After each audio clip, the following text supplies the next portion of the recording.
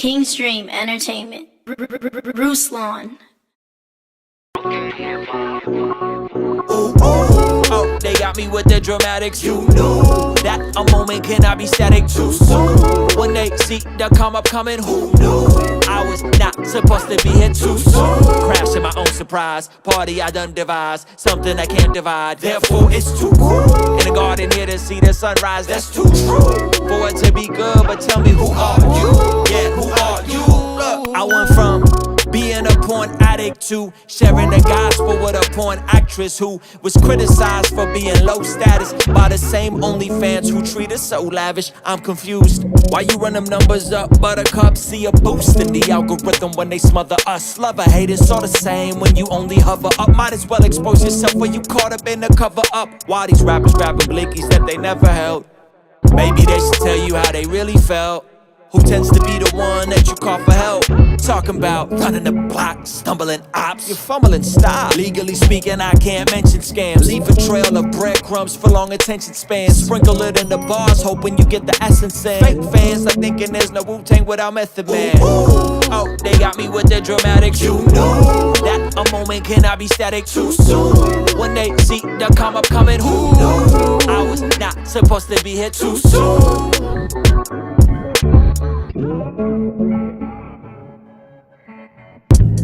Too soon, how they feeling when I'm on the ride? Too soon, how they feeling when they on the side?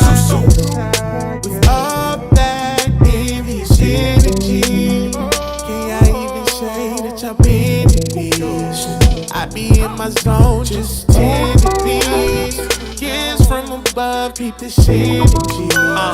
Why they claiming too soon? Keep the flow, hella like it's too. Let's go. Too soon. Been too consumed with the YouTubes. Been too online with the loose. My tape on ice, watch it ooze. Too soon. On my health kick with the couscous. I've been outside without the deuce. They pull up, ain't nobody root. Like I'm playing. Got the full armor of God, plus I'm praying. Went the double on the grind, it's the AM. With the conceal, I've been working on my aiming. Never seen clever G from a layman. Even saw Jesus at my arraignment. What an arrangement, pay for my sin. That is amazing, call me a friend. Hopped up the Matrix, whoa. They talking about hopping Bugattis, claiming the truth, but doing the opposite. Why would you brag on your body count when you confused where all your profits went? Why you go fight with the body? I'm breaking bread in Abu Dhabi. Communion to union and proudly. There ain't no juice, this ain't a hobby. This ain't the lottery, this ain't by accident. Why would you ask again? Seeing the Christ, seeing the way and the truth and the life, till he comes back again. Too soon. We are live! Hey yo, before you come in, take your shoes off. Get your super chats ready. Your questions are getting answered live. But first, shout out to the patrons and the channel members. Check it out, never miss the after party again. Sign up right now on Patreon for as little as $5 a month and access every replay. Put it in the budget. I'm telling you, we are essential. Y'all already know what time it is. Welcome to the after party with Ruslan. Ruslan. Bishop Lamor Whithead is becoming more of a news headline than a pastor. From him initially going viral for getting robbed on his church's live stream for wearing hundreds of thousands of dollars worth of jewelry, to him getting in a scuffle with a lady in his church in the middle of a sermon. And all along I said there was something fishy here. And alas, I was right. He was arrested today on charges of fraud and extortion, adding another feather in his cap of controversy. So in this video, we'll be looking at the charges presented, what led up to this, his affiliation with the mayor of New York, and more. Ruslan. Ladies and gentlemen, we're live. I appreciate everybody tuning in. Let us know where you're watching this from. This wonderful Christmas week. Are y'all ready for Christmas? Have you guys done your Christmas shopping? Let me know. We're going to be talking about this Bishop Lamor Whithead situation here in a second. We got Coffeezilla, Steel Manning, Andrew Tate. We got quite a few good videos today, so make sure you lock in.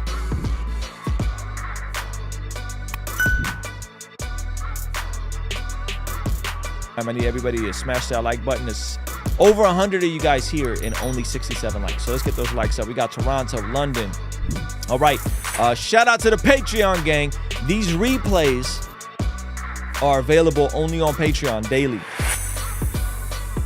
Okay. Birmingham, St. Louis, meaning that when this stream is done, it goes private. So make sure you sign up on Patreon if you are not on Patreon. All right. Denver, Colorado, all done Christmas shopping. Come on, dang, I wanted you to say you muted, champ. What up, Ruslan? Love from Charlotte. Fresno's in the house. Let's get them likes up. Vegas, what up? You notice that when you hit the like button, more people get the notification to pull up in the chat. Canada's in the house. We're international, man. I love it. I love it. By the way, if you're still doing your Christmas shopping, we are working to get the whole store restocked tomorrow. Okay, tomorrow. And so if that happens, there may be some things that can get shipped in time for a Christmas gift if you guys want to get something from our Blessed God shop. These hoodies are going to be restocked. The yellow version of this hoodie is going to be restocked. So stay tuned for that. And make sure you're on our Blessed God mailing list and all that good stuff. All right, 134, 86 likes. Let's get them likes up. Shaching24 said, how am I? I am good. I am good. I am good. I started a new program today. It's called the Empty Bucket Nutrition Plan.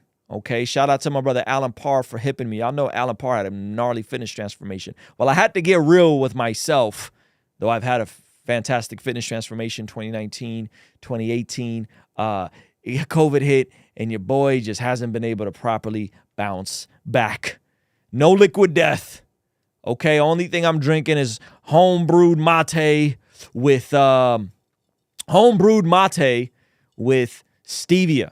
That's it. That's the only drinks I could have. Okay. And so I am working in some intermittent fasting. The program is program's fantastic. It's 12 weeks, and it's like a combination of like all of it. It's a combination of no refined carbs, no refined dairy, no dairy at all, no sugar. And basically just lean protein, high vegetables for the first 6 to 8 weeks. And then we work back in starchy carbs like sweet potatoes. And so I feel great day one. I haven't had any sugar.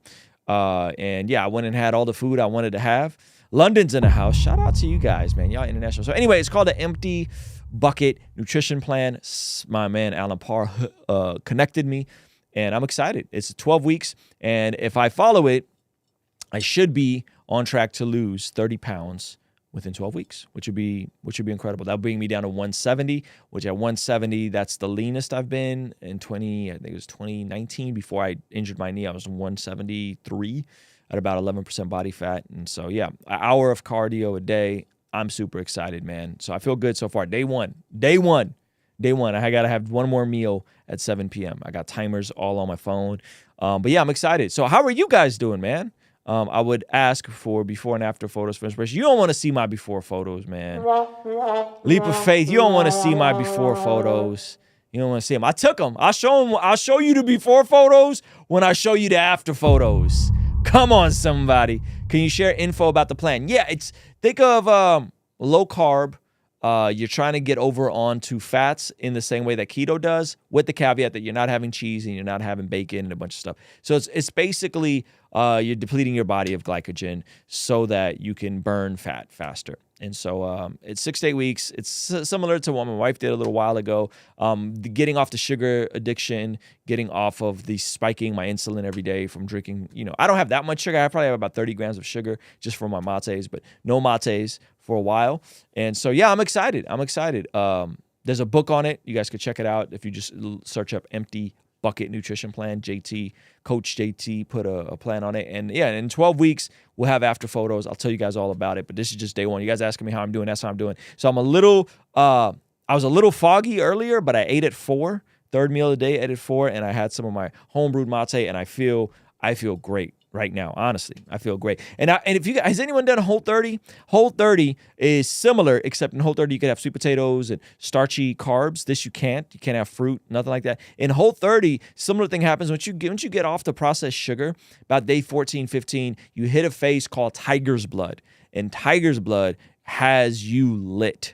All right, it has you up naturally, because once all the toxins come out, all the sugar comes out, all the junk comes out, you're just lifted. You stick into it on Christmas. I'm gonna do my best. That's the plan. I think I've made the decision. I've shut the switch off. I'm doing a cardio, hour of slow, steady cardio every morning. And so, yeah, I'm excited. I've done this before. This isn't that crazy. My wife is amazing. She, helped me make some broccoli and all that kind of stuff. So I'm excited. R.I.P. mates, except this mate. Again, this is mate right here. So I got mate. I'm chilling. I'm chilling on a mate. I just can't have sugar. All right? I'm not going to have sugar. I mean, I could quit the program if I wanted to, but I'm not going to because I'm a man of my word, and sometimes you got to keep your word to yourself. And I had to say what I've been doing hasn't been working, and therefore I need a different system, and let me follow someone else's system that has shown results. And that is what my brother Alan Parr has done. A bunch of other folks have done it, shown the results. And so I'm like, dope.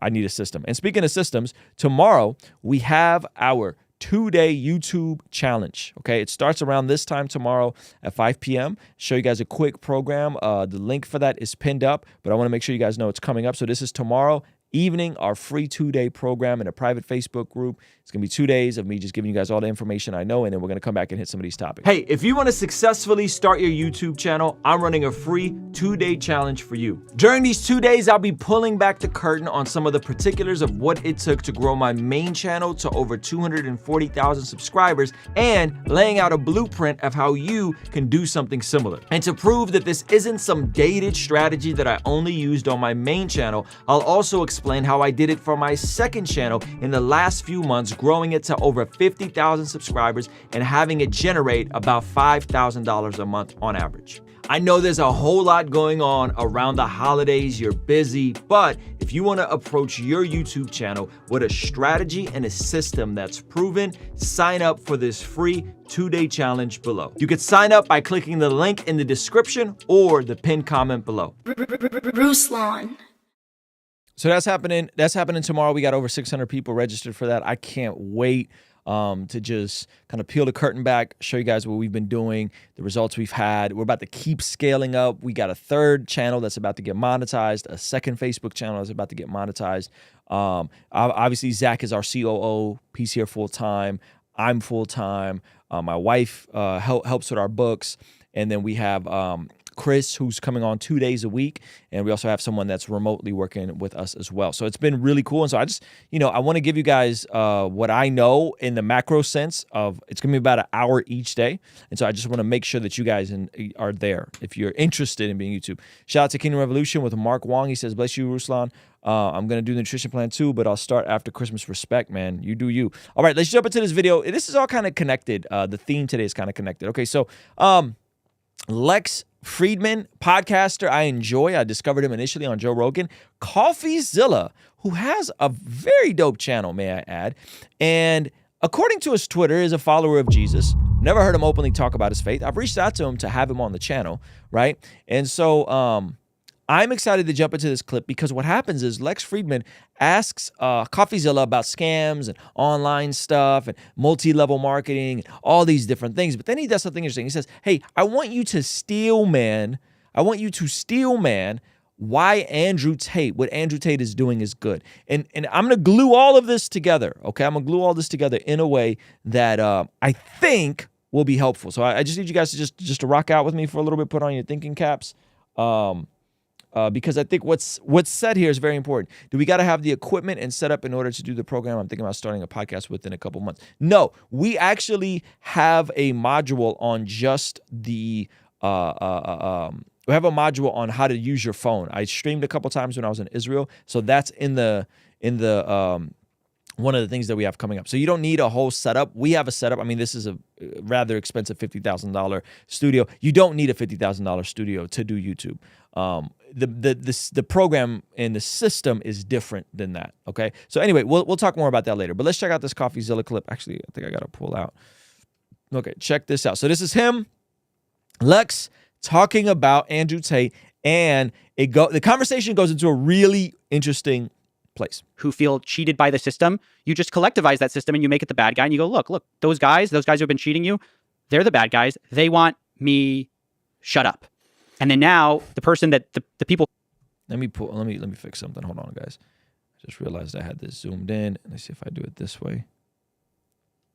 Who harmed you? They want this guy shut up. You're going to listen to him. So it's like the most basic psychological manipulation that everyone seems to constantly fall for. It's really trivial and stupid, but Can you steelman the case for Hustlers University, where it's actually giving young people confidence, teaching them valuable lessons about like actually incentivizing them to do something like Fulfillment by Amazon, the basic thing, to try it, Sure. to learn about it, to fail, or maybe see like to try, to give a catalyst and incentive to try these things. As much as it pains me, I will try to give a So, if you guys don't know, in a debate, when you are asked to give a steel man, okay, so you guys know what a straw man is? A straw man is when you, it's from the, the farming aspect, I guess, of taking an empty man and put, out, how do I describe this? Taking a cutout or clothes of a person that a man would wear and stuffing it full of straw and then beating up the straw man. But you're not really beating anything up, right? It's scarecrow, thank you. Taking a scarecrow, stuffing him full of clothes, stuffing him full of straw, and then beating him up, right? A scarecrow, stuffing the scarecrow full of straw, beating him up. You're not really beating up a real man. And so in a debate or in a conversation, when somebody says you are straw manning, what that means is you're arguing against a position I don't even hold, which oddly enough happened to me this last week, but we'll get into that later.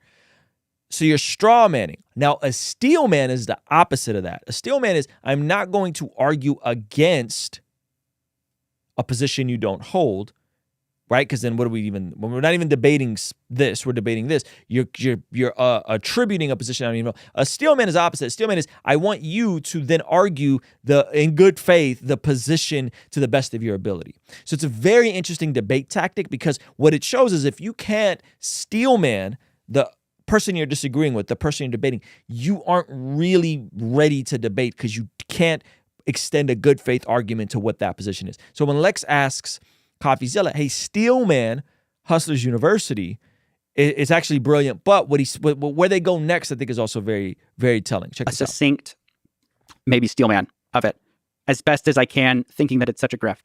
But I think what you would say is that some people, in order to make a change in their life, need someone who they can look up to. And men don't have a lot of like strong role models, like big male presences in their life who can serve as a proper example. So the most charitable interpretation would be Andrew Tate would encourage you to go reach for the stars, I guess. My problem is I have a deep... So that's actually a pretty good steel man, right? Some men don't have a lot of role models, for lack of a better term. And so when there is someone that is aspirational, that is telling you to quote unquote reach for the stars, it adds a degree of inspiration. Okay, not a bad steel man on Coffeezilla's part. I have a deep issue with the like lust and greed that centers all these things. It's like this glorification of wealth equals status, wealth equals good person, wealth and Bugatti equals you are meaningful, you matter. And like the dark underlying thing is that none of that matters. Like it matters that you make a decent living, but past just like that, I think the like lust for more stuff and the idolization of these people that is just like opulence is a net bad. So that's like, my steel man has to stop there because lust of the eyes, lust of the flesh, pride of life. Any product is much easier to sell when it's packaged or loosely affiliated with those three things. Within Andrew Tate specifically, it's been kind of a combination of those things, which is kind of brilliant, right? Lust of the eyes, lust of the flesh, pride of life. Women, status, pleasure, right? Women, status, pleasure, right? And so it's an interesting. It's interesting that he uses the word lust here. But let's keep I really going. disagree with like the values that are pushed by people like that. Yeah, no, I agree. That's the thing that should be criticized. I shouldn't say it doesn't matter. I think it's just like an amazing meal at a great restaurant. It matters. It's money and Bugattis for many people make life beautiful. Like those are all components. But I think money isn't you can also enjoy a beautiful life on a hike in nature. You can, there's a lot of ways to enjoy life. And one of the deepest that's been tested through time is the intimacy, close connection, friendship with other people or with a loved one. They don't talk about like love. Yeah, like what it means to be deeply connected with another person. It's just like get women, get money, all those kinds of things. But that I think I don't want to dismiss that because there's like value in that, there's fun in that. I think the positive, I haven't investigated Hustlers University, but the positive I see in general is young people don't get much respect from society. Now it's easy to call it the Matrix and so on, but there's a kind of dismissal of them as human beings, as capable of contributing, of doing anything special. And then you have young people who are sitting there broke, with big dreams. They need the mentors. They need somebody to inspire them. So like, I would criticize the flawed nature of the message, Sure. but also it's just like, you have to realize like there needs to be institutions or people or influencers that help like inspire, right? Needs to have influencers that help inspire. There's a void that's being filled by influencers to help inspire. Who did that historically? We're going to get there. The problem is, though, is the people who are pitching unrealistic versions of that are getting a lot of attention. Whereas, like, there's so many great free courses where you can learn everything and more about fulfillment by Amazon or about copywriting or all these different things that I think, like, so often the air is just, the oxygen is sucked up by all the grifters who promise everything. It's back to what we said about vaporware. This is one of the reasons that, like, educational products can so often be co-opted by grifters. Is vaporware is very hard to distinguish because like the feedback loop on education is not clear. It's not obvious immediately. So I can sell you a book and I can say, this is going to change your life if you apply it. If you don't, if your life doesn't change, I just say, well, you didn't apply it, right? Like it's there's this weird relationship. It's not clear the value. It's not so easy to like quantify education. So that gets co-opted by people who make all the promises. They get a ton of attention, a ton of money, and then those people are often left confused and like kind of disillusioned, maybe thinking, well, this didn't work in 1 year, so it's not going to work at all. And so I think, they're. And by the way, I think most forms of education, even formal education, I would say are like additional locks in a chain, right? They're like steps on a ladder. They help you build up to the next level. Even something as grade school, high school, right? My son wants to help me with YouTube stuff and everything we're doing. But he's 8 though. Like we're just trying to get him to just do basic arithmetic and think cognitively. So the stuff he's doing are what we would assume are low leverage skills, yet they all stack on top of each other. And it's the same way when you get into fill in a blank, any e-commerce, any program, any system is taking things, combining them, and they're stacking them. And so earlier he did make a distinction. Hustlers University is not an MLM; it's an affiliate. Those are different. An affiliate is I have links to my gear in my studio in the description of this video. That is an affiliate. If you guys go buy the camera I use, I get an affiliate commission of like a couple %. That is different than I have something that you sign up underneath, that then someone else signs up underneath, that then someone else signs up underneath. That is a multi-level marketing system. They're different. So it's important to note that. And Coffeezilla, to his credit, also was very clear, because now that can get conflated, and affiliates are everywhere. The biggest companies do affiliates. Amazon does affiliates. Everybody does affiliates, right? So B&H Photo does affiliate. So affiliates are way more common than multi-level, because in multi-level, the opportunity is the product. You guys are following along? The opportunity to make money is the product. Whereas in an affiliate, there's an actual product that is being sold that if you enjoy the product, you can recommend the product and then make money if someone buys the product based on your recommendation. That's an important distinction, to Andrew Tate's credit. So multi-level marketing and affiliate marketing are two totally different things. And at the time, I also thought that was a bit unfair that people kept saying that, because there weren't people signing up underneath people, where that is the system. And I've done both. I've done multi-level marketing where I used to sell prepaid legal when I was 18. And that was definitely a system where people were signing up underneath you. And the product was okay, but what people were really pushed to sell was the opportunity to sell the product. The opportunity to sell the opportunity to sell the opportunity, right? And that's a flawed system, because there's only so many levels. I think they did a study and they said, like, if all of humanity participated, you would cap out at like 40 levels or something like that.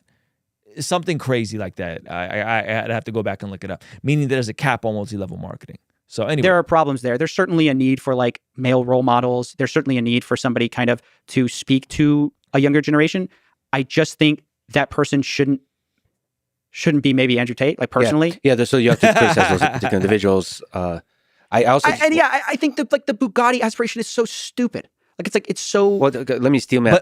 but where they're driving this though is that there is a need for role models. There is a need for inspirational figures to speak to the next generation. These are real needs, right? And by the way, the things that are going to speak to young men, even though they sound super goofy, are the Bugattis and the Lambos. I know it's cringe, but that is what it is. That's why Ty Lopez was so successful. I'm here in my garage.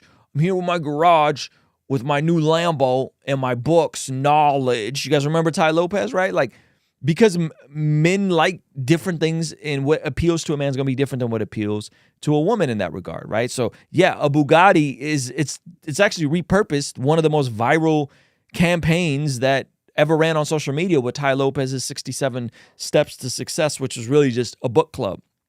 Crazy enough, right? And so Andrew Tate took that same thing, except he flipped it, and then it became a whole thing. Well, what color is your Bugatti, right? So anyway. So I'm a person who doesn't care about money, don't like money.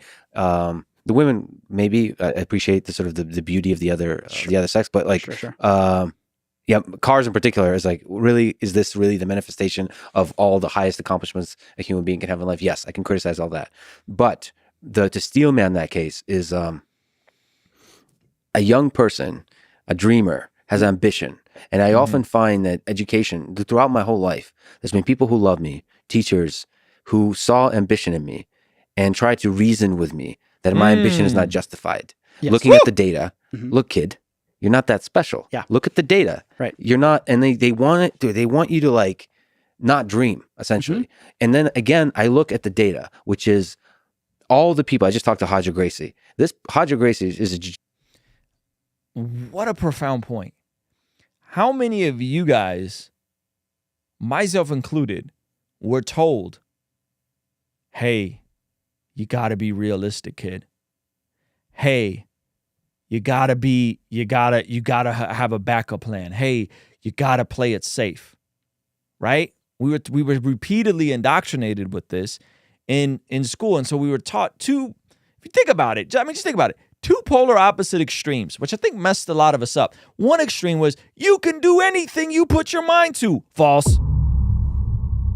And the other extreme is, well, you got to be careful. Statistically speaking, there's only a small percentage of people that ever do anything with music. That's what I was told. I want to be a musician. I want to do music full time. Statistically speaking, there's only a very small amount of people that'll ever make it in music. Well, why can't I be a part of that small percentage?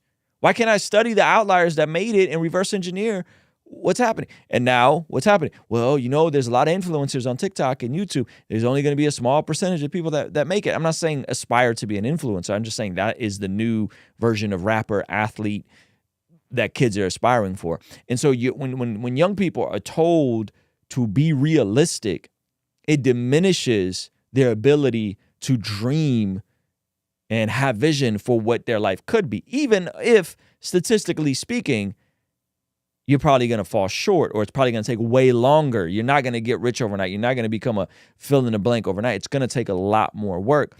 But it is very demeaning, I think, to tell people these sorts of things that Lex is pointing out here. It's a person widely acknowledged as probably the greatest of all time, dominated everybody. But for the longest time, he sucked. And he was surrounded by people that kind of, don't necessarily believe in him. So he had to believe in himself. You have to.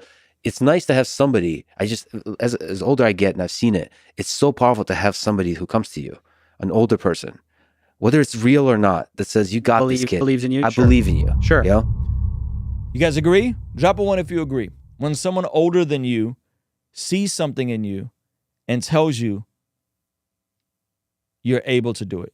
If you do A, B, and C, X, Y, and Z, course correct in these areas, you're able to do it. Drop a 1 if you believe that someone in the season ahead of you who can tell you and encourage you. Drop a 1 if you believe that has a radical impact. It does. I mean, I think dreaming is actually really important. I'm more protective over people co-opt those dreams for money. Yes. And like, absolutely. I do think it matters so much that we encourage people to take risks. It's one of the great things about America is it lionizes like sort of people who have taken risks and won. But I think it's just a weird, vapid thing when like the reason you do all of it is for this thing you can get out at the end of the day. When we all know, and you like you've just heard a million interviews, like nobody ever gets the Bugatti and goes, this now completely fulfills me. Everyone knows the beauty and the like fulfillment actually comes from becoming obsessed about what you're doing for its own sake, sort of the journey, the beauty of that thing. And I think money's just this thing we have to deal with to be able to do cool stuff. Like I acknowledge that, you know, you need money to build the $10 million studio. Like you got to get the cameras, you got to get the lights. And I'm very blessed to be able to have gotten that. But past a certain point, like I think that is really the function of money, is to just do cool stuff. But ultimately, if you can't fall in love with the process and like the craft itself, you will be left very unhappy at the end of it. And so to start people off on that journey by pointing to the shiny object and going like, that's what you should care about, seems to me so backwards. We should learn from the actual people who have done it and said, that shiny thing did nothing for me. I think Coffeezilla is 100% right. I just think he's not quite aware of how young men's brains work. The average young man's brain, right? Maybe not someone like me. I've been in church for 20 years, actively serving, yes, the Bugatti, the Lambo is like whatever. But the average person walking around here, shiny objects, cool things, women are inspirational, right? So it's an interesting point he's making. To love the journey, and like that's the thing we pitch people, as unsexy as that might be. Yeah, absolutely. That's well said. And the same applies to like the Red Pill community that talks about dating and so on. That there is it's not just about the number of hot women you go to bed with.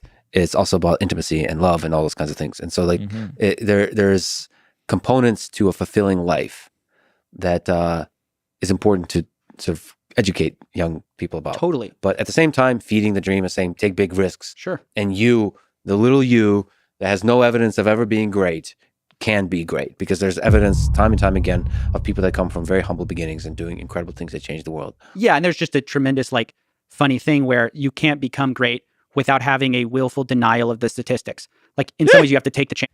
You cannot become great unless you have a willful denial of the statistics. Wow. That's a gem. Even if that chance is so improbable. And it's always those people who did take that chance who end up winning. So I agree. Probably SBF and FTX. I think what's most fascinating to me about this conversation is bringing it over to this space that I'm on right here and advocating and wanting to get more Christians and pastors on this space with YouTube, and us needing to have the mentality that, yes, it's very statistically low probability. I think the top 1% of channels on YouTube have more than 10,000 subscribers. The top 1%. Yet, we need more people to get on the platform. Not for the sake of being rich and famous, right? But for the sake of utilizing these things, even when the statistics say the otherwise, right? Even when statistics say the otherwise. You know, I found that. Let me go back here. I found that point very refreshing. I want to bring it back one more time because I think this is a gem that incredible things that change the world. Yeah, and there's just a tremendous like funny thing where you can't become great without having a willful denial of the statistics. Like in some ways you have to take the chance, even if that chance is so improbable. A willful denial of this. That is such a gem. That is such a gem, man. And I would hope that that more of us who feel like God is leading us to do things, right? Whether that's YouTube, music, starting a business, right? Developing a new skill to help you level up in your career. Maybe you come from a middle class background. Life's always been cushy for you. It's comfortable. Listen, that's not my testimony, right? Like I come from food rations in a communist country, onto welfare, onto being poor here, onto growing up without my father in my life. My vision of what I want out of life is probably going to be different than the average person's, but I also have to be open to acknowledging that I have to deny whatever the probability is. And the more I've done that, the more I've grown and done things that are just by the grace of God. You know, they're completely by the grace of God. And so I love this back and forth exchange. I think it's very helpful. And I want to bring something else to you guys' attention, that when we talk about these things, this was a really interesting point that I just saw that kind of loosely ties into this, But in terms of this stuff, like, I believe this is why your network of people and who you have access to is so crucial, because in my personal life, the times that I've had people who were a season ahead tell me you could do something are probably the times where I started to believe it. Now, I see my man CP in the chat, there are times where somebody's telling you can't do something, that darkness can, like, like that Dexter Morgan type of, like, yeah, like, I'm going to show them. But I think that type of motivation is limited with with regards to someone that's a season ahead and can be a hero and a mentor and an inspiration to help you level up to get to that next level. I was on a prayer call this morning with a couple of gentlemen, and I'm not going to say who they are, but one of them is literally one of my favorite authors, one of my favorite Christian authors.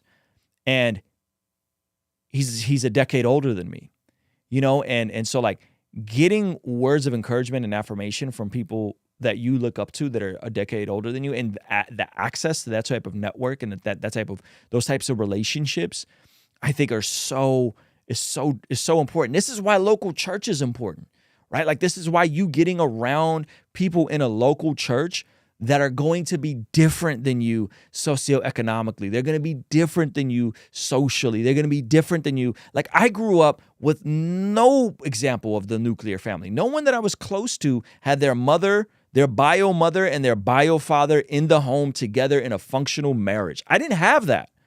Imagine the impact that had when I all of a sudden went to a church and saw multiple examples of people who had healthy, stable, functional marriages and families, and what that was able to do for me, right? And so I think this is why local church attendance is important. This is why community is important. And I don't mean, let me find the cool, hip church where everyone's like me. No. Find the church where there's people not like you. Find a church where there's people 20, 30 years older than you that can help pull some of these things out of you and help you dream and think about things bigger, right? I think that's that's also one of the practical sides, is like, man, I was in early on, like, I was in a Bible study with gentlemen that were, a decade older than me, and multiple decades older than me, and they were able to just speak hope and life into what I was attempting to do at the time.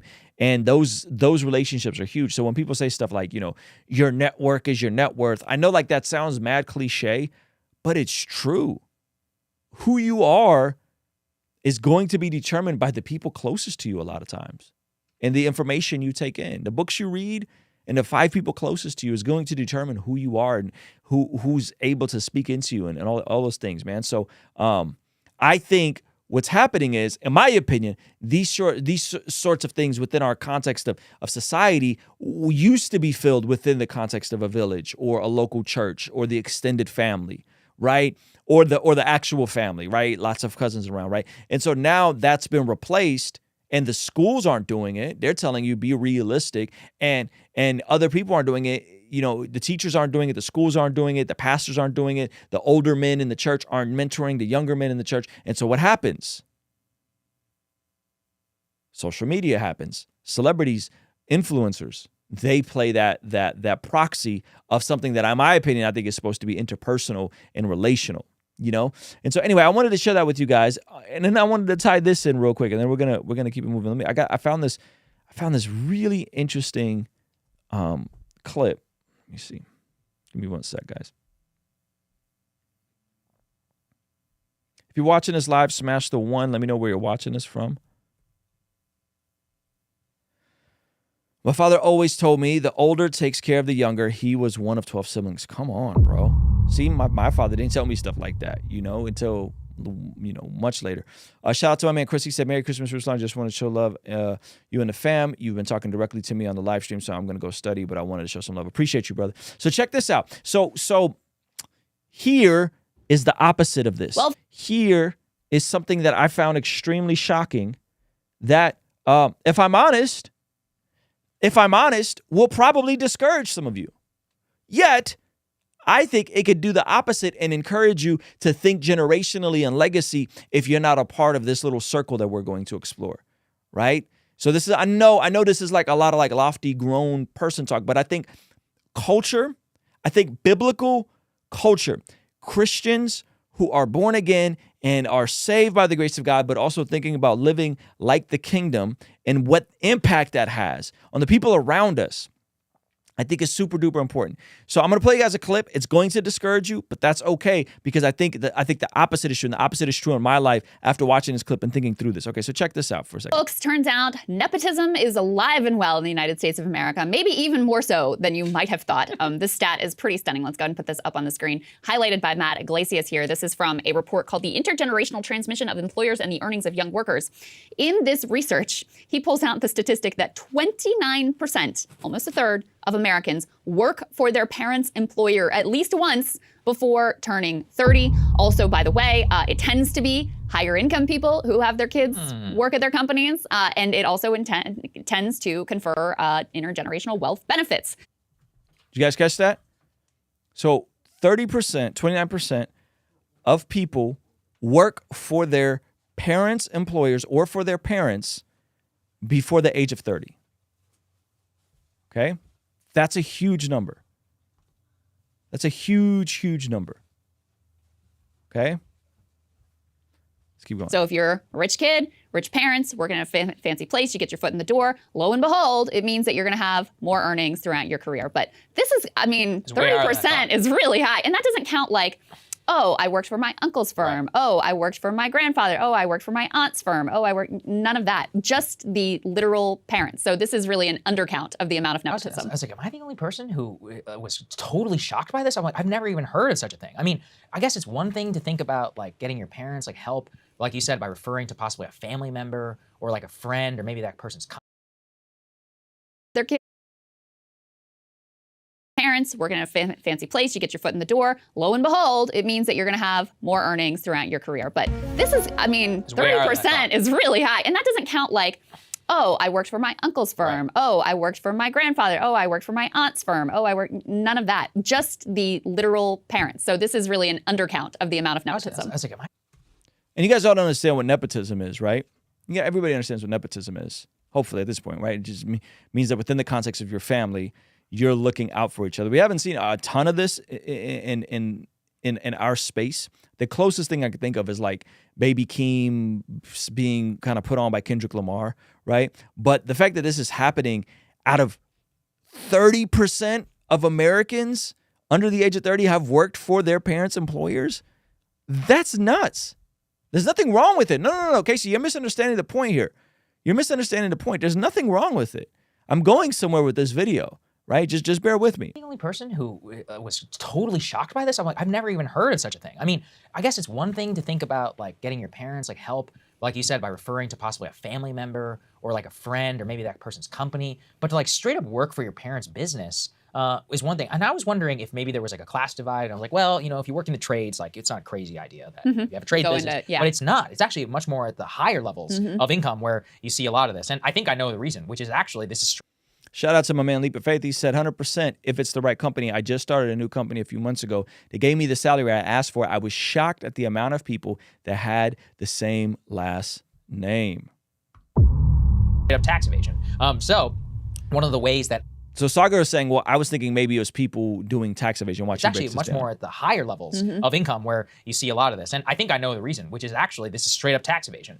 So one of the ways that ultra-rich people dodge inheritance taxes is they bring their children and adult children on as partners to their businesses and as employees, and they transfer and siphon wealth from their businesses into the hands of their kids so that they only have to pay income tax and they don't have to pay any future or inheritance or estate taxes.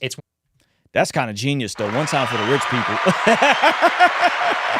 I'm not even going to count this. So you guys know what wealth tax is, right? When you pass on and your heirs take over your stuff, they have to pay taxes on that. And people will say, well, that's foul because I've already paid taxes on it and I got to pay taxes again. So what he's saying is that people will leverage this tactic to get other people to, to bring on your kids and give them stake in the company, yada, yada, yada, because that they don't have to pay taxes on the money once you pass away because you just slowly make them an owner, right? Interesting bit, but he's saying it's not even that, right? The reasons why a lot of kids will be technically on the payroll, or they will issue stock to them as employees rather than whenever they die. Yeah. So a very easy way to dodge inheritance and estate tax. I think that's part of it, but we're also not just talking about like family-owned businesses. We're talking about people bringing their kids into like, you know, they're employed by someone else, a law firm, a consultancy, whatever, and they're able to get their kids' foot in the door at that company. And I mean, I think that this really does go to show so much of our society operates on it's not what you know, it's who you know. You were much more likely to be able to get that job at that, you know, at that office with the nice perks and the decent salary and all that stuff if you already know someone who's there, who's going to vouch for you and help to bring you along. Yep. Apparently, oftentimes that person who helps bring you along is your parents. So, I mean, it really does shine a light on how much our class structure is sort of stuck in place, you know, how far off the American dream is for so many people, how much of a disadvantage you're at if you don't come from an already well-established, like at least upper middle class family that can help bring you into that world, help culturally bring you into that world. If you really are stuck sort of on the outside, even if you go to the right schools, even if you do everything that you're supposed to do, it's still going to be so much harder for you to break in, and that has consequences for you throughout your entire career. So pretty stunning, pretty stunning. The crazy stuff. And I encourage you guys to read the study for your own. So there's a couple things at play here, right? From one standpoint, she's right. If you aren't already connected about who you know, it's difficult. It's not what you know, it's who you know. Flip side is a lot of people don't know people. And so what do you do? Right? What do you do? Now, this is where, in my opinion, I think having the ability to think bigger for yourself, the ability to understand these things as you're developing, but also to say, wait a minute, what if I can be that generational change? What if I can be the one that changes the trajectory of what my family has been known for? What if you can do that? Because nepotism is going to be, it is what it is. These are the systems and the confines that we work in. And so oftentimes in America, we get told that it's a meritocracy, right? Everything's a meritocracy. It's based on your merit. The best person for the job is going to be the one who gets the job. The person that is most skilled is going to be the one that gets it. The person who's best on the basketball court is going to be the one that gets more of the playing time. But anyone that's done anything worth taking risk will often discover that often the folks that get access to, whether it's sports, whether it's a business, whether it's a job, are usually interconnected, right? Are usually interconnected. Even with sports, for example, like my nephew is 6'4", and he was naturally tall, naturally talented at basketball, but what he discovered is, well, the people he was competing against were also naturally tall and naturally good at basketball, but they were in all the paid AAU leagues and traveling and playing for years and years and years, right, before he even was playing on his junior varsity team. Varsity didn't give him the same looks. Why? Because he didn't have the same foundation to launch into being a starter, even though technically he had the ability, right? And so there's this myth that like, yo, it's a perfect meritocracy. If the best person, most qualified person for a job will get the job, but that's not how it truly works, unfortunately, right? That doesn't mean you shouldn't get educated and you shouldn't develop useful skills and all that kind of stuff. What that does mean is that, one, your network is super duper important, who you know, who you're connected to, right? Because the politics are going to be what the politics are, but if you're likable, that's going to give you a massive advantage. And two, what kind of lives are we building to potentially make it a bit easier for our extended loved ones and our family and our, right? Are we building lives where we can be an asset to our community and then teach them how to be assets to their community so that it's not just nepotism for the people that are already wealthy, but there's a lot of new wealth being developed. There's a lot of new money being made. There's a lot of new changes happening right now. Are we thinking multi-generationally, right? Because my son will be able to work for me, right? My son will not have to go work at Subway or Pizza Hut the way I did. He'll be able to work for me, and he'll be learning on the job really important skills, as well as working and understanding how to grind and how to develop the character to work hard. he's instantly going to be at an advantage, right? He's going to avoid many of the pitfalls that I've gone through, right, as a young man.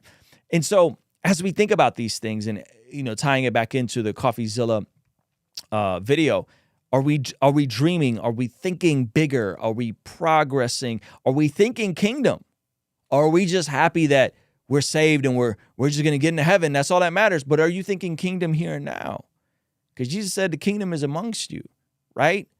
That the Spirit of God is doing something different. I'm not talking about just for the sake of financial prosperity. I'm also speaking on the fact of, hey, we can change generations. We could change family trees. We could change how your grandkids experience life on this side of eternity, right? And so oftentimes we'll just think on the bare bones. What is the bare minimum I can do just to skate by? What if you start thinking bigger? And what if your bigger dreams and your bigger thoughts and your bigger access end up having a positive benefit on the people around you, on your nieces and nephews and kids and grandkids? We were not really taught to think this way, right? But if you have that thing, whether it's a negative reinforcement thing, like my man CP was saying, like, I dare somebody to tell me I can't do something, I'm going in, or if it's having the positive reinforcement, you need a mentor, you need a coach, you need somebody to tell you, listen, I am where you want to be. You can do it. You got to do X, Y, and Z. And if you do X, Y, and Z, you'll be able to get here. Right? And so that's what my brain is on, because I don't want my nieces and nephews and my son to have to struggle and all these different things in the same way that I had to struggle, and I think this is a time and a place for struggle and suffering, and I do think it builds grit, and I do think that that chip on my shoulder that CP was talking about, like, I do think that plays a role into it. But I feel like when you meet people that come from functional, stable families, they could still have that thing. They could still have that drive, right? They could still have that push. And so anyway, that's what I've been on, man. Kingdom. Like, what does kingdom on this side of eternity look like? What does kingdom here and now look like? I always point to Matthew chapter 25, right? Matthew chapter 24 is like end of days, really dark stuff, scary stuff. And then all of a sudden, when you look at Matthew 25, it's the parable of the prepared virgins versus the unprepared virgins when Jesus is coming back. And then it's the parable of the talents. So one is like being prepared, two, it's making the most of your time, talent, and treasure on this side of eternity. The talents were actually money. Jesus was using that metaphor for being prepared. And then the last part is to care for the least of these, right? To care for to care for the least of these. James says that care for the widow and the orphan is true religion, right? And so you have this beautiful chapter in Matthew chapter 25 where it talks about being prepared for the return of Jesus. Then it talks about making the most of your time, talent, and treasure here. Why? So that you can benefit other people, so that your life could be a benefit, so that you could be that city on a hill, so that you could be the salt of the earth, so that you could be the light of the world. How can you be the light of the world? How can I be the light of the world if I'm struggling just to function? Right? Like, if you're just struggling to function and just be a normal person, this is why we do stuff like mastermyhabits.com with my Christian therapist. We're actually going to do a part 2. Like, I don't want y'all just to function. I don't want it just to function. I believe that through faith in Jesus, we can flourish, right? And it's not a heaven or hell thing. If you don't want to, if you think money's going to ruin you or success is going to ruin you, respect. Like, cool. Like, go make your $70,000 a year and buy a home and, fine. Like, that's cool. But some of us, I think, want a bit more, I think some of us want a bit more. So, anyway. Networking isn't natural for most people. Listen, I would agree. I grew up as an only child. I actually, for the majority of my life, felt very awkward. Felt very awkward. Socially. I'm talking socially. But networking is also not that complicated, right? It's not that difficult. Like, here, I'll simplify it for you. If you want to meet people, first of all, stop trying to meet the person that's 25 steps ahead of you, because it's not reciprocal. 2, Meet people that you can provide value for. 3, when in conversations and when people in areas of how you quote unquote network, which I don't even like that word, network, but when you're in environments that you want to network, very simple. Ask them questions because people love to talk about themselves. 2, figure out what you could do for them to solve a problem they have. If you ask the right questions, the right problem will come up. And if you have the right skill set, then you could help them solve a problem. So you have to, shout out to CP. You have to be comfortable being uncomfortable. But I just laid out a very simple framework for you that, like, if you're up in an environment where you're building with people, I'm always trying to figure out how I could help people and what problem I could solve for them. Always. Figure out what problem how you could Now, some of y'all ain't got no skills. You ain't got nothing to offer. Okay, then now you know what you got to do. Go figure out some skills. Go figure out how to level yourself up, right? I respect people that rather stay on the lower income side. You tend to live more stress-free, the less finance. I don't think so, Lugo, and I don't think the empirical data shows that. Do you know the number one reason people get divorced? Money fights and money problems. So if we're talking functional nuclear family, which is, by the way, the bedrock of Western civilization, okay? The bedrock of Western civilization, it is God's design for how a family should function. If you look at divorce correlated to low income, it's astronomical. And you know what you discover? And I talked about all of this in my debate with Rollo because I dove deep into this stuff. What you discover is that people, the more revenue they make, we're just talking revenue. We're not even talking faith. The more revenue they make, the lower and lower and lower and lower and lower their chances of getting divorced are. That's a crazy fact, but it is a fact. So just out the rip, if you make more money, you are statistically less likely to get divorced. And I think the divorce rate is about 50%. And if I'm remembering correctly, at about 200K, it levels out at about 20%. Now, when you factor in people who make above average and practice their faith and wait until they get married and then have kids and have at least a college education and wait a couple years into their 20s to get married, then the divorce rate plummets to like 1%. People who practice their faith, people who make an above average income, people who have some college education, right? Yeah, this is a national statistic. If you want the statistics, go watch my debate with Rollo. I can't pull them up. I might be able to pull them up for you. But this is commonly known that the more money you make, the least likely you are to get divorced. The more money you make, the least likely you are to get divorced. And so this notion that you're happier when you're poor, that's nonsense. That's poor man talk. Poor people aren't happier. Now, there are definitely rich people that their wealth owns them, for sure. That is a fact too. But across the board, divorce is strongly correlated with being poor, right? Some of the happiest people I've met lived very limited financially as long as the main necessities were met. Well, and then you got to figure out what the main necessities are, right? I don't know if I believe money is more a problem. I just think it's different problems replaced by new. We just got to get, what are your plans on animators developing rare skills into their craft like photography? I think that's a great idea. So the point isn't to be obsessive with finances. The point is to look at the data and say the data doesn't care about your feelings or your experiences. Right? Like, Lugo, you could have had all these great experiences with poor people that are just so content and they live below the poverty line, or they make 30 grand a year in Miami or 30 grand a year in Los Angeles and be like, man, they're so happy. Okay. The empirical data doesn't care what your anecdotal experiences are. This is how we have to process the process of epistemology. How do you even come to the conclusions of truth? When there's data that says, hey, the less you make, the more likely you are to get divorced. That is what it is now. Is it not? Right? Where'd you get the 1% statistics from on high income faith? Well, people of faith have way less chances of divorce. People of income have way less chances of divorce. When you add all those variables together, the divorce rate plummets lower and lower. 1%, I believe, is the divorce rate of upper middle class families that pray regularly together and attend church regularly. I don't have this study in front of me, but you can look it up. What do you think about drop shipping as a business? I don't think about drop shipping as a business. I think that in my opinion, I'm not super educated, this is my opinion. I think that ship has sailed. Unless you're got the revenue and the foresight to build up like a full-on Amazon type of thing.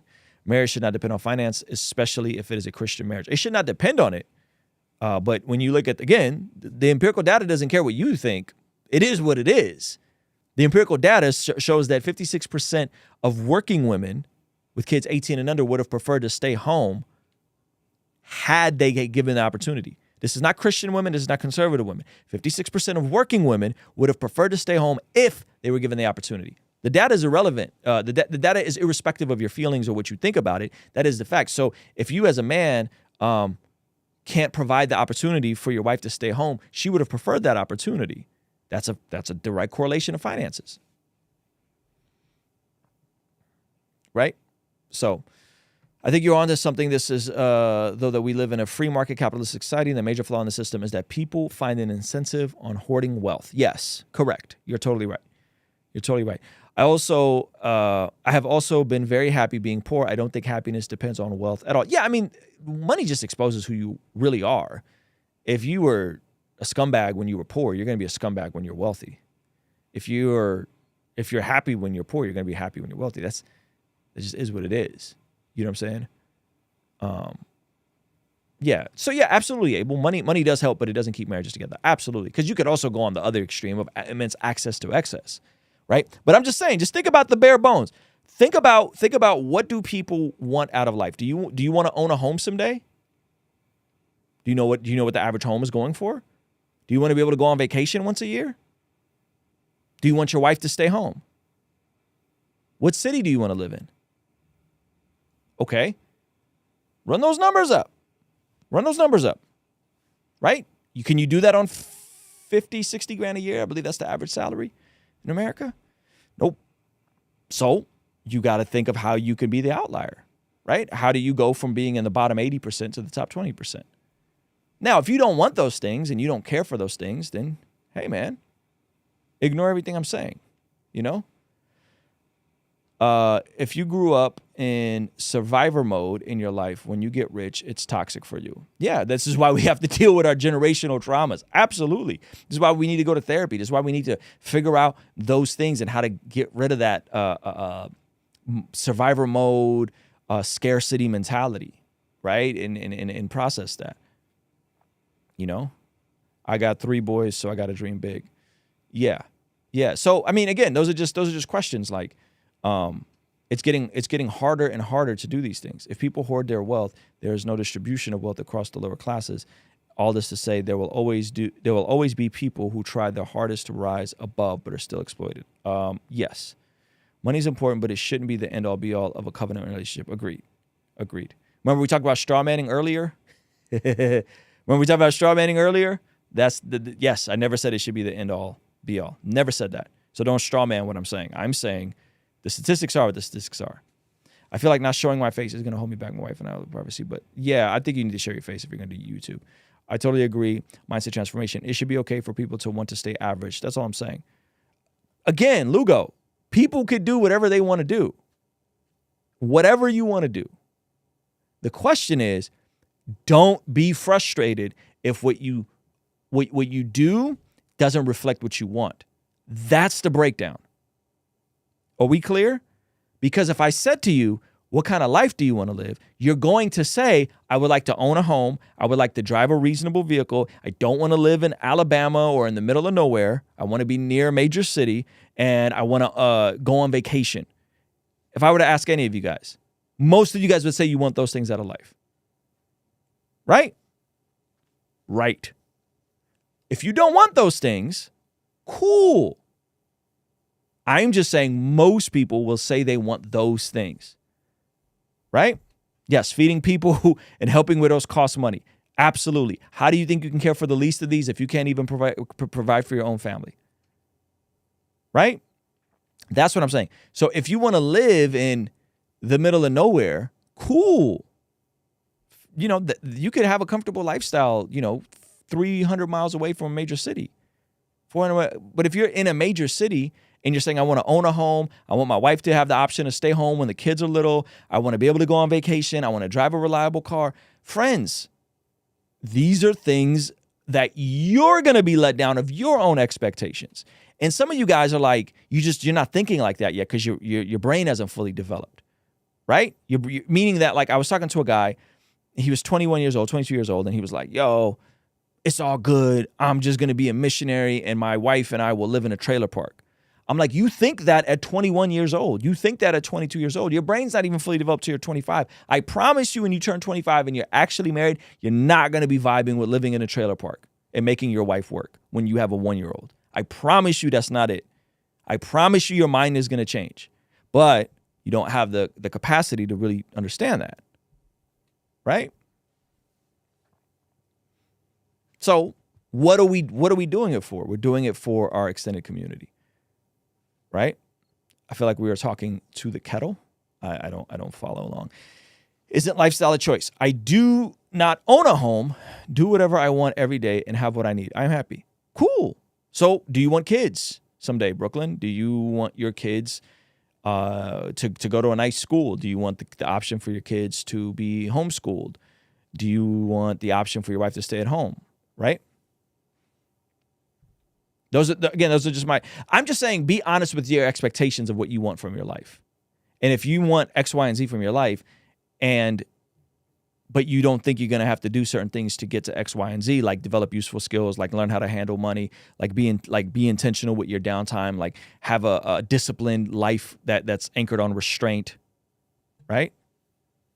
So, again, if you don't care to have a house, then this is relevant to you, right? But yeah, Proverbs says a wise man leaves an inheritance for his grandchildren, right? You have to get to what you want, or at least know the steps to get to where you want to, right? Like let me give you guys a practical example. You can't have values that you say you're about without having the disciplines to back those up. I'll be very honest with you guys. I have the value of fitness, yet my disciplines haven't reflected that. And so therefore, if I'm not living out said values, I am conflicted within my own identity. So if my values are that I value being fit and healthy, that's my value. My choices and my disciplines and my daily functions need to reflect that.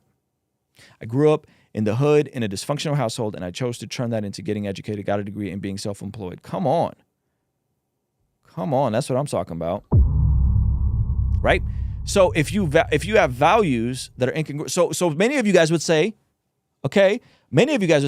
I value the opportunity for my spouse, my wife, to stay home. That's what you value. Respect. Okay? You value that. I value the opportunity to build generational wealth so I can leave an inheritance for my grandchildren. That's what you value. Amen. That's a biblical value. That's in Proverbs. Praise God. Right? So if that's what you value, and you want your wife to stay home, and you want your kids to be homeschooled, and you want these things, well, then your actions have to match that. Right? Your actions have to match that. And your actions for the next season have to match that. Lugo said, hey, I live in Orlando, one of the major cities in Florida. I have a car, live in a mobile home, and stable source of income. I live pretty comfortably for my age and without children. I think that's lit. I think that's lit too. What is their life going to look like when you have a wife and you have children? How are they going to be raised? Are you going to have to earn enough so your wife can stay home for the first couple of years? Right? So you're cool now, but are you thinking about the next generation? I'm glad you're content. I'm happy for you. But are you thinking about the next generation? Or do you not care of the public school system indoctrinating your kids? And maybe it's different in Florida. I don't know. Maybe you guys have really good schools in Orlando. I can tell you right now, I'm not sending my kids to the school next to mine. I'm not doing that. You know what I'm saying? But maybe you have a really good school system in the mobile home park near your house. So when you have kids, your wife is going to be cool with staying at the mobile home park. You have your job, and then you'll send your kids to public school. I'm not doing that. Because maybe our values are different. There it is. Maybe we have different values. That's okay too. I'm just saying our values should respect how we're building our lives. Our values should reflect how we're building our lives. Kids are low-key expensive but worth it. Oh, they're the best. Kids are the best. Kids are incredible. But yes, They're expensive. And yes, a primary care provider should be home with your kids, I would say under the age of 5. Because I don't see the point of having kids just to have someone else raise them, which is what childcare is, which is what daycare is. Right? What am I going to have kids for and then pay somebody else to raise them? Right? So if your values are different, then cool, man. Ignore everything I'm saying. I'm just saying I know men who are watching this that value the same things I value, yet they're incongruent with said values. That's it. That's it. I'm married, but we have no desire to have children. Just take care of each other and my family that needs. Cool, man. So you don't value having children. You have different values, right? You have different values. I have children, right? I like children. I have other kids as children that I help out with. I enjoy children. Therefore, guess what? I have different values than you do who are like, yeah, I don't want to have children. Cool. I would say values should dictate how you live. Yes, our values are different because I'm giving my children the best, especially because I chose to break generational curses. Come on. Ruslan, you got a lot on your plate, though. I don't, though. I don't. But I'm also a big plate kind of guy. And I've gotten much better at systems and delegating. So I don't have that much on my plate. I grew up in a Christian foster home, graduated high school, and joined the Navy. I thank God how he's blessed my life. Amen. You found a pathway. Praise God. That's amazing. That's really cool. How's it possible to not live by values? How is it possible? Again, I just did it. I'm telling you guys, I did it. I value fitness and health and being within a healthy BMI and being a low body fat percentage, yet my lifestyle and the choices I was making wasn't reflecting that. Thankfully, I caught that early enough to where I can turn that corner. Right? It's very easy for us to drift away from our values. It's very easy for us to drift away.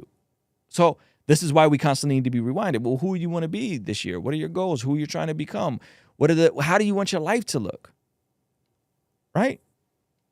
All these different things, they matter, do they not? And so if we're just like, oh, I'm cool with living in a trailer park. Cool. I'm not. Most people here are not. Right? Right. So anyway, everybody has values. I think they just may not be aware of them. Come on. Some people value impressing others and remaining acceptable in the eyes of society.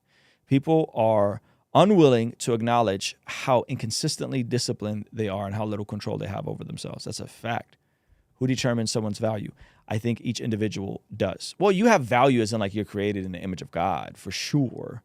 Everybody has value in that regard. I'm not talking about your value as a human. I'm talking about values as in what are the daily attributes, things that you claim to live your life by, right? And so I glean mines from the scriptures, right? I glean mines from the scriptures.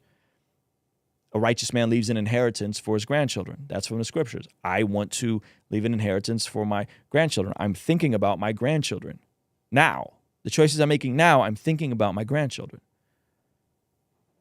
Right?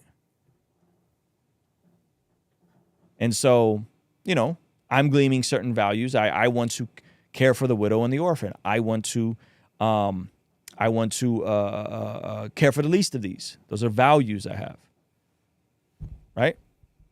Mobile homes aren't the way you think you are. They're close to 120 now and are very nice. They're close to 120K. Yeah, no, I've seen some nice mobile homes. They come up in our Redfin for sure. I've seen some nice ones.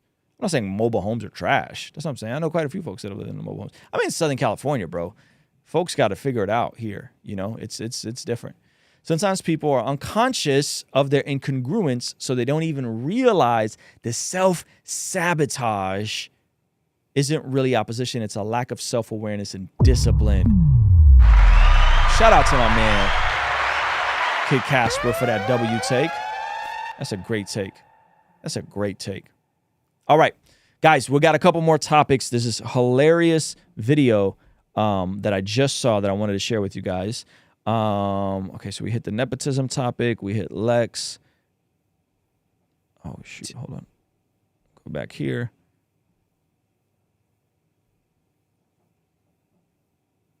Renaissance. Oh, there's so many more topics I got to talk to you guys about. Okay, hang tight. I'm going to run our challenge tomorrow. We're doing our challenge on YouTube, Master YouTube Live. So make sure you're signed up for that. If not, the link's pinned up, and I will be right back.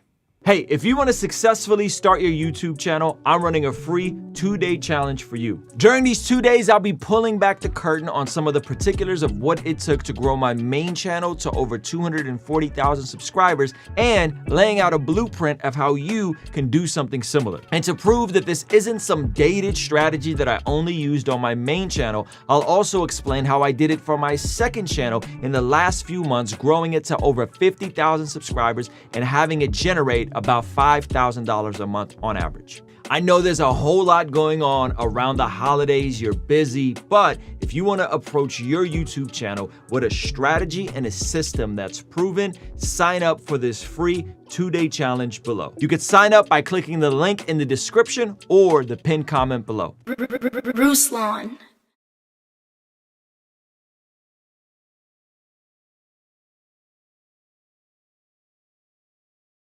Hey, you may not know I make music, but I have a brand new song that just came out. Here's a quick preview. I went from being a porn addict to sharing the gospel with a porn actress who was criticized for being low status by the same OnlyFans who treat us so lavish. I'm confused. I swear y'all thought he did doing podcasts, hot takes. He still can rap. Now, this is my first song that I've released in over a year, so I need you to go to Spotify, Apple Music, or wherever you consume music and stream Too Soon right now. Add it to your favorite playlist, share it with a friend. So hit the link in the description or go to RuslanToTheMoon.com to stream Too Soon now. I'll see you over there. Oh, they got me with the dramatics. You knew that a moment cannot be static too soon. Ruslan. Shout out to everybody that streamed Too Soon at RuslanToTheMoon.com. We, I think, just cracked 15,000 streams on Spotify in just a couple days. So I appreciate all you guys. We got more music on the way. My homegirl, Kelly P., who's one of our amazing moderators, was like, you need to drop something upbeat. I got you. The next song is more upbeat. And we're going to be uploading that very soon. If you're enjoying this video, and then maybe we'll get into some apologetics, okay? See, no mate, no sugar, just Waterloo. You guys fool with these Waterloos? No liquid deaths, man, just Waterloo. That's what I'm on. You guys fool with these Waterloos? This is, I think, the best flavor. All right, let's jump into this video. Okay, so speaking of values, I think it's really interesting the type of values we're seeing exhibited from some of the biggest corporations right now, okay? And this is a video that came out on, I saw it on Instagram first, and then I saw that they had a YouTube channel, and I wanted to show you guys because I thought this was hilarious. It's like sometimes we laugh to keep from crying because of a very dark thing that's happening right now, but this is really happening right now, all right? So check this out. Megan, have a seat. Well, Megan, we heard from HR that you recently discovered you're pregnant. Is this true, Megan? Yes, I am. Megan, you are a valued member. Congratulations to Megan. She's with child. All right, she's expecting to usher in a human. All right, check this out. Very valued. And we have a generous package to help you out for the days ahead. Very generous. Paid time off. Yes, I am. Megan, you are a valued member of this company. Very valued. And we have a generous package to help you out for the days ahead. That's so Very cool. generous. Paid time off. Appointment expenses covered. Meals covered. Love it. Flights in and out of state. That is awesome. Flights out of state? I don't think I'll be. Yeah, we want to make sure that our workers are taken care of. So just tell us how much time you need to take off, and then when you return, we can get back to it. I mean, do you think we can expect to get rolling in 3 weeks? 3 weeks? The baby isn't due for another 7 months, and then, and also how much time did you say I can take off after delivery as well? Oh, yeah. Okay, that's a wrench in things. Yeah, that's a curveball. It's really gonna throw off our schedule. I'm sorry. The baby's got to come out at some point, and then. Yeah, we were hoping that would be the next couple of weeks. You know, you can fly to another state. And Stay in a really nice hotel. yeah, and go to some nice restaurants on the company. Are you telling me to get an abortion? No. No. Oh, dropping the A word on us here. I mean, this is all about what you want, Megan. This is your body, your choice. Your body, your choice. Entirely up to you. This baby. Yeah, you know what, Trish, can you come on in here? Thanks for coming in, Trish. Absolutely, sir. You can just stand right over here and let Megan take a good look at you. Now, Megan, would you rather be some trophy housewife, or would you rather be Trish? You don't want to. Bro, this is amazing. But this stuff's happening right now. This is from liveaction.org. Okay, it's from their YouTube channel. We follow each other on Instagram. This stuff is happening right now. It's happening right now. Ain't that crazy? Be a trophy. Tell her about your career journey, Trish. Good look at you. Now, Megan, would you rather be some trophy housewife, or would you rather be Trish? You don't want to be a trophy. Tell her about your career journey, Trish. Entered as an unpaid intern straight out of grad school. Part-time after a year, full-time after another 2 years, 6 years of 80 hours a week before promotion to management. Now I'm down to a smooth 60. 2 years later, awarded Employee of the Year. Happiest day of my life. Which do you think she'd rather be? I bet you she has cats too. Guarantee you she got a couple cats. Holding in her arms. That award or a baby, Megan? Not even a question, right? Why do I have to pick one? Could never be who I am today with a kid to take care of. Wait, are you telling me you got pregnant on purpose? Who does that? That's what I'm saying. Having kids, what are you, a boomer? Megan, I wouldn't hesitate to say that Trish is nearly as important to this company as any man. Thank you for saying that, sir. You don't want a kid, Megan. Get a puppy instead. That's what I... Did I call it? Did I say she got a cat? Wow. Actually, Trish. Is nearly as important to this company as... She said get a puppy like I got. Any man. Thank you for saying that, sir. You don't want a kid, Megan. Get a puppy instead. That's what I did. Actually, Trish, with your work from home, we were thinking that there would be a productivity increase if you didn't have that puppy. I can't believe you would insinuate... With your work from home, we saw the productivity. Wow. But that puppy's keeping her distracted. Goodness. I should get rid of my puppy. That is offensive, Larry. All right, Larry, don't be offensive. Here, Megan, take this plan. You can have it. Invest your maternal instincts into this. Ooh, yeah, this won't keep you up at night. Megan, this is a woman's right. Having an abortion is something only women can do. Having a child is something only women can do. Do you want a kid or do you want to be successful? You got to choose. I disagree. Wow. Well then, I guess we're going to have to revisit that discussion about your metrics and whether or not you're going to hit those metrics. The metrics. Are you saying that you would actually... This is your body, your choice, Megan. Unbelievable. But we support you in meeting these metrics. We support women. This is all about women's empowerment. I am a feminist. Work for any major company, and you'll see that our offer is very competitive. Disney, Starbucks, Tesla, Procter & Gamble. Okay, this is what's going to happen. I'm going to go back to my desk where I'm going to continue to do the excellent work that I've been doing for this company while my baby grows inside my belly, and then I will give birth to that baby in 7 months. And then I'll take 12 weeks of paid maternity leave. My baby will be on my insurance, and once in a while I might need a little bit of flexibility, but I will continue to knock it out of the park like I always have. Classic submissive conservative woman.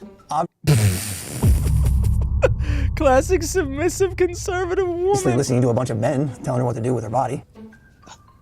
It's like she wants us all to live in The Handmaid's Tale, you know? Wow. Oh my goodness. Listen. Sometimes reality is more interesting than fiction.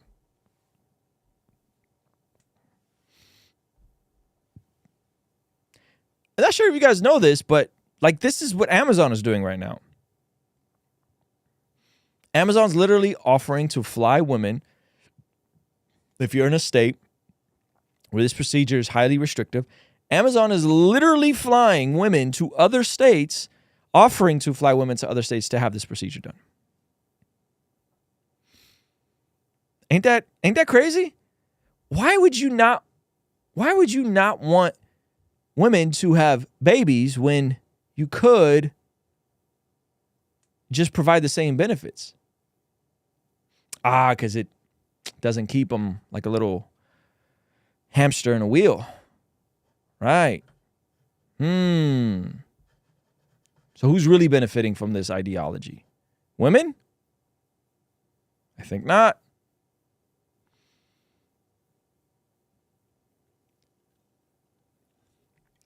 I think not.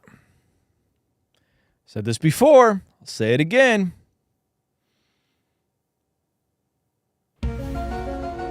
What if the leftist ideology of my body, my choice is really the indoctrination of men to control women by limiting their output of not just their corporate contributions, but their human contributions? What if the pro-choice movement is really just a conspiracy by men, for men, to control women? Just saying.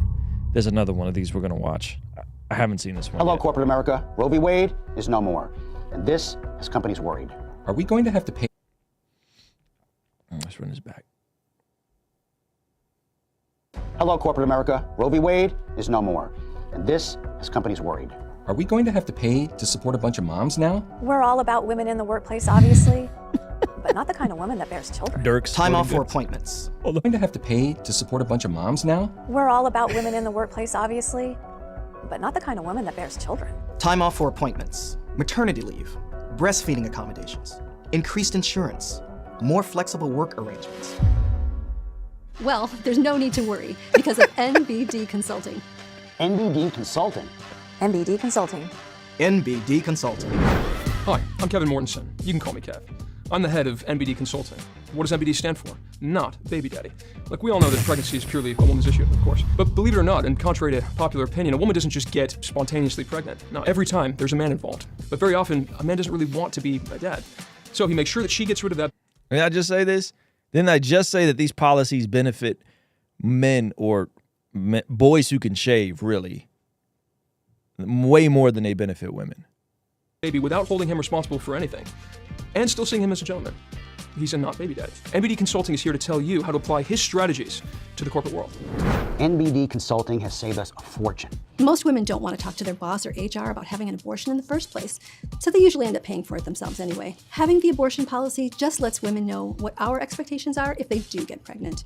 And it lets the world know that we do the politically correct thing. And having an abortion policy allows us to cut back significantly on maternity leave policies as well. Your boss is like your pro-choice boyfriend. He doesn't want you to keep that baby. All right, so how do we get women to choose the termination option while still taking a strong position for women's rights in the public eye? Simple. We use the exact same talking points I use when speaking to my pregnant girlfriends. Example 1. This is a woman's right. Subtext. It's not our responsibility. Example 2. This is your decision. Subtext. We're not going to be there if you decide to keep it. Example 3. It's your body, your choice. Subtext. It's your body. It's your problem. If you want more than that, sign up for my course. Good news, ma'am. We will pay for you to fly out of state to have your baby dismembered with suction or forceps, exsanguinated, or lethally injected in the heart or head. And afterwards, you get right back to work. That would be a messaging no. Let's cut that part, please. Let me get personal here for a second. I moved through many relationships with women. At this point, I'm a not baby daddy 16 times over. And of those women, I've driven 13 of them to the abortion clinic, there and back again. Ouch! I've personally paid for 7 abortion procedures. Okay, that's almost half. Yuck. As of right now, I'm still single, ladies, with no kids to speak of. Well, that I know of. But I can honestly say the best part of this, better even than the money and the time that I save, is knowing, truly knowing, that I'm a good person. And NBD Consulting can help make you a good person too. Here's a list of companies that are currently employing NBD Consulting. These are your corporate, not baby daddies. I'm proud of every one. Corporate non-baby daddies. And then look at all the companies. Wow. Yo, they took the gloves off. Look at the companies. Adidas, Adobe, Airbnb, Amazon. Sheesh. These are all the Disney. These are all the companies that have this these policies, man. There's a lot on here. Expedia, Fidelity Investments, Ford. Sad. It's sad. It's sad that that this can be something that is so ingrained in what people value, right? So ingrained in what people value that they lose sight of what is actually transpiring and the most incredible benefit that any of us get to be a part of, which is the conception of another human. It's actually mind-boggling if you think about it, that two people procreate and become one, and that opens you up to having another human, and that we've demoralized this to the point that it is extremely transactional, and we've came up with these slogans like choice and bodily autonomy, and right, and all along ignoring the choice of the bodily autonomy of the person inside of the person, oftentimes being fellow women that never get a choice and never get any bodily autonomy in these situations. And who benefits? And ever looked into the suicide ideation rate and how drastically that goes up after a woman has this procedure? How much more likely they are to be depressed? How much more likely they are to deal with substance abuse after having this procedure? The empirical data is overwhelming, but this information gets suppressed. So this is not something that benefits women. This is something that benefits boys who are stuck in grown men's bodies, but they're not actually men. Any boy that'll toy with a woman like this and be intimate with her in this sort of way and be okay with her just going through this procedure that's not a man, that's a boy. But we've demoralized sex to just be transactional. We've demoralized family to just be an inconvenience. All these different things it's very sad, man. It's very sad. It's sad that the world that we live in, and that this is even now, people will always point to the most radical fringe, examples. But unfortunately, the reality is this benefits boys. This does not benefit women, and this does not benefit children. This benefits young men. So, I'm trying to catch up on the chat. Yeah, that messes with a woman whether they admit it or not. I've seen it. Yep.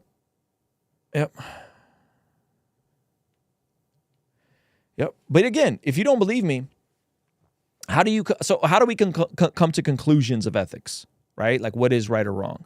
Now, I would just say, for me, it's just natural law. If something's in the oven, don't you go in and take it out of the oven and say it wasn't what you were intending it to be. That's common sense, right? That's common sense. Second, I would say divine law, God's law, what God has intended. But third, say we go to a completely secular definition. Say we go to Kant's definition of what is ethical. I'm sure if you guys have looked into this, maybe you have, maybe you haven't. The deontological perspective, which has a chronological imperative that something is wrong, not based on if one person does it, but what would happen if everyone did said thing, right? So this is a way that we come to ethics. If we remove God from the situation, just think through this. Do this thought experiment with me. If everyone who got pregnant had an abortion, what would happen? What would happen? We would cease to exist as a species. So if everyone does something and it completely wipes us out, then no one should do said thing.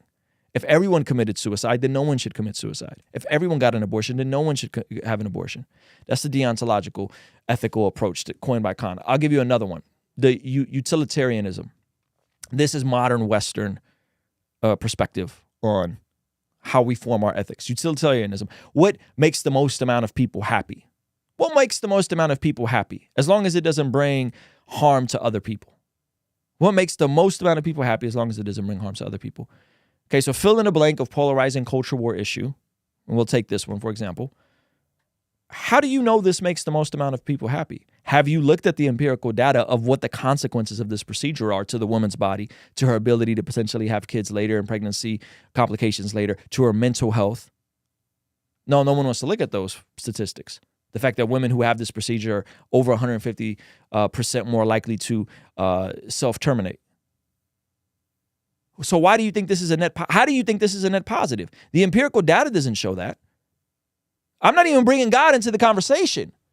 I'm just strictly speaking, just linear, logical, rational, reasonable conversation. If everyone had an abortion, we'd cease to exist. That's why no one should have an abortion. Okay? Does this benefit the most amount of people? No, it doesn't, because the people that often go through this procedure end up having serious mental health issues. This is an empirical fact. And they end up having the procedure again after the fact. 45% of folks who've had this procedure have had it done another time, meaning it's not a whoopsie. No, this is a birth control method.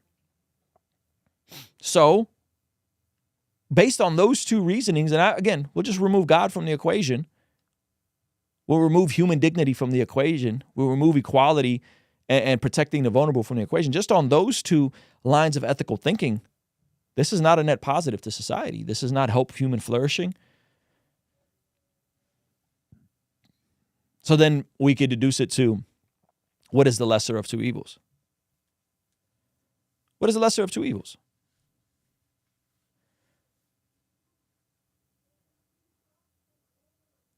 A million unborn babies getting terminated a year?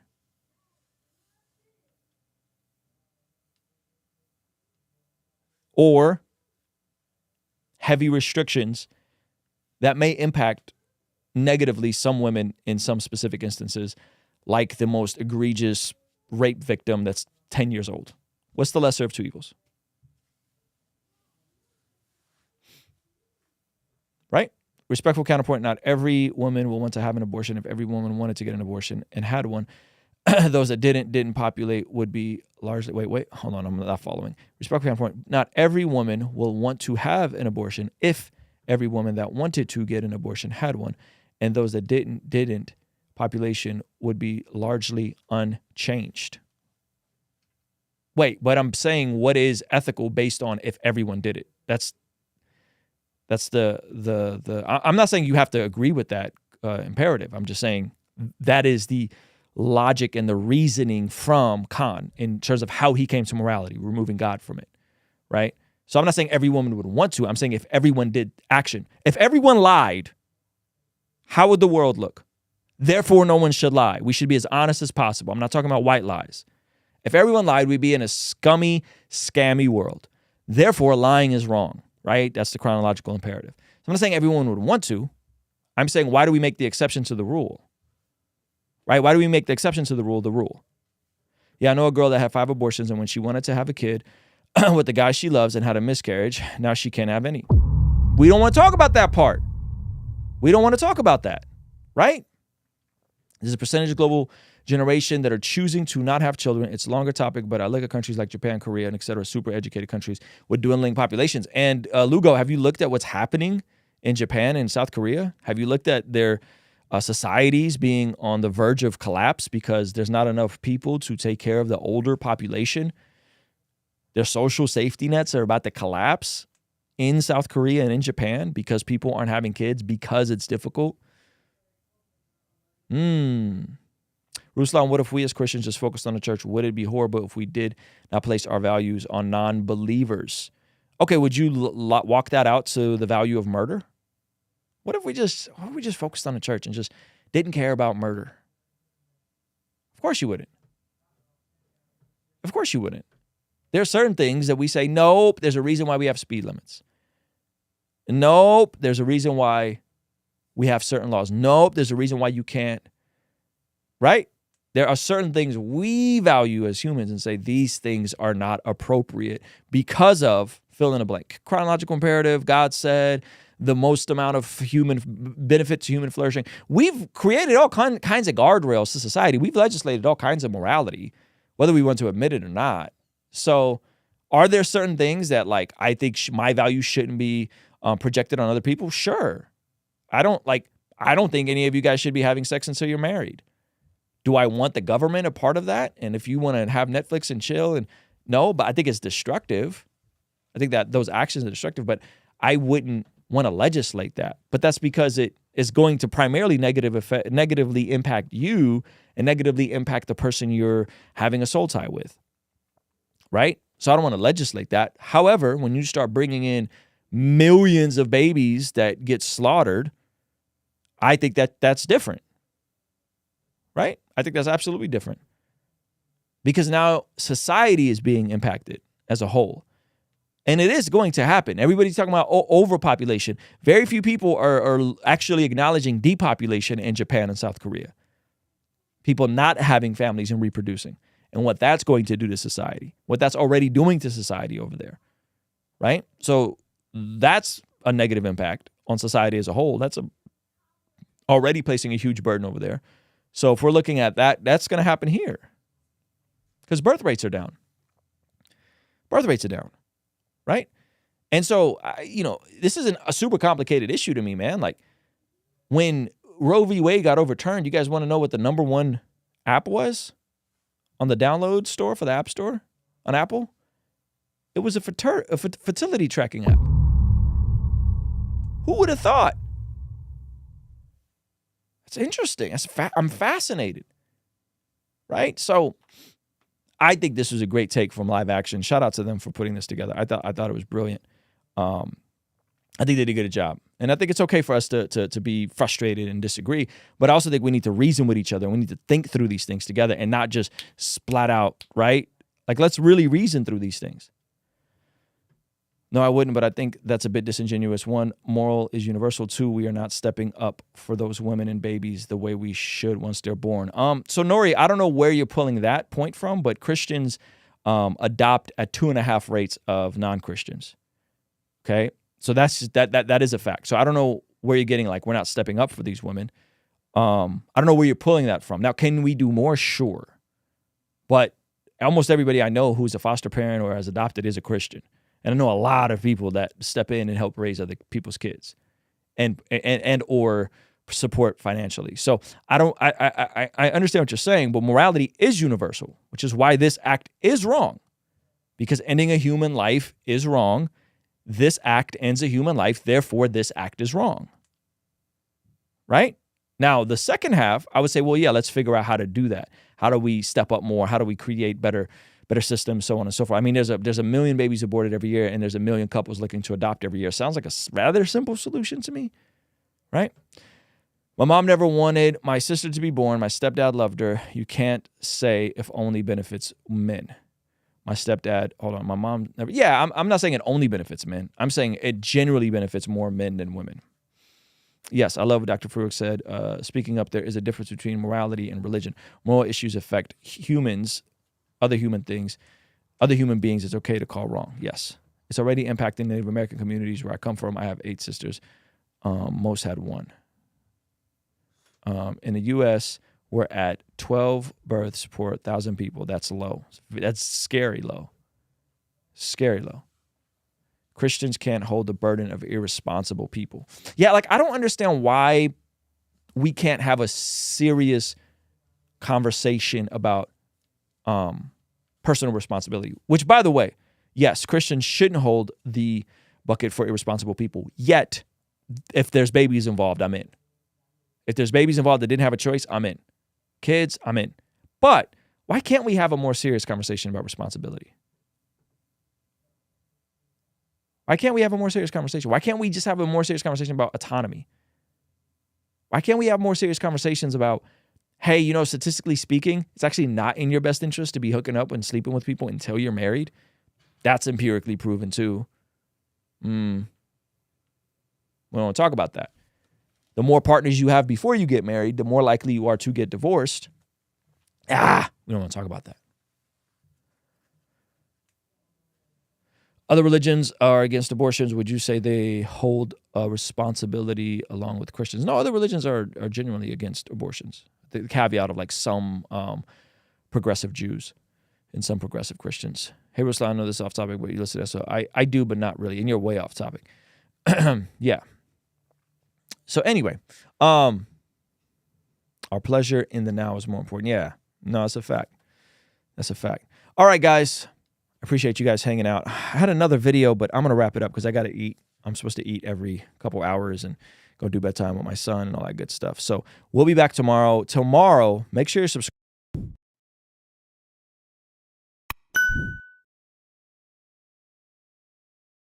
of Brady Goodman from Cross Movement explaining why he deconverted.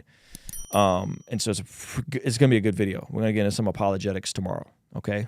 Am I muted? Somebody say I'm muted? I'm not muted. So interesting. It's always the Christians need to be more. I wish more women would talk about how we feel after the procedure. Also, if you look at the actual case, it's wicked.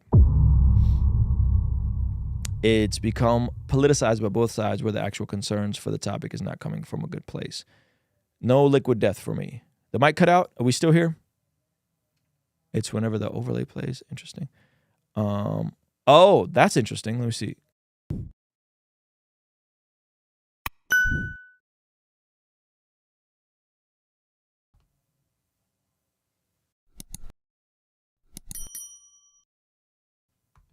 Okay. Am I unmuted now? There we go. Interesting. Let's see. Let's let it loop around again. Oh, yeah. Everything's working. Hey, shout out to the Patreon community, by the way. The best way to partner with what we're doing here is to partner with us on Patreon.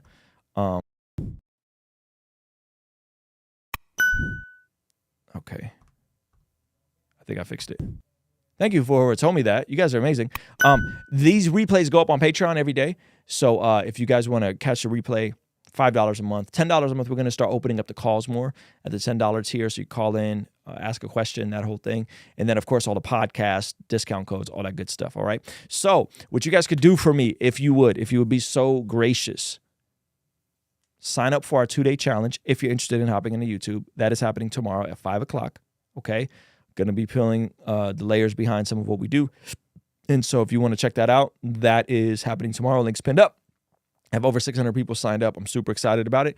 And then I also have the new song out called Too Soon. So this is going to give you guys a sneak peek of that. You go to RuslanToTheMoon.com or go to Spotify and just hit replay and just run it up. Run it up a whole lot. You know what I mean? Run the numbers up. All right, guys. I'm going to get out of here. I love you guys. Appreciate y'all. I'll see you guys tomorrow. Hey, if you want to successfully start your YouTube channel, I'm running a free 2-day challenge for you. During these 2 days, I'll be pulling back the curtain on some of the particulars of what it took to grow my main channel to over 240,000 subscribers and laying out a blueprint of how you can do something similar. And to prove that this isn't some dated strategy that I only used on my main channel, I'll also explain how I did it for my second channel in the last few months, growing it to over 50,000 subscribers and having it generate about $5,000 a month on average. I know there's a whole lot going on around the holidays, you're busy, but if you want to approach your YouTube channel with a strategy and a system that's proven, sign up for this free 2-day challenge below. You can sign up by clicking the link in the description or the pinned comment below. Ruslan.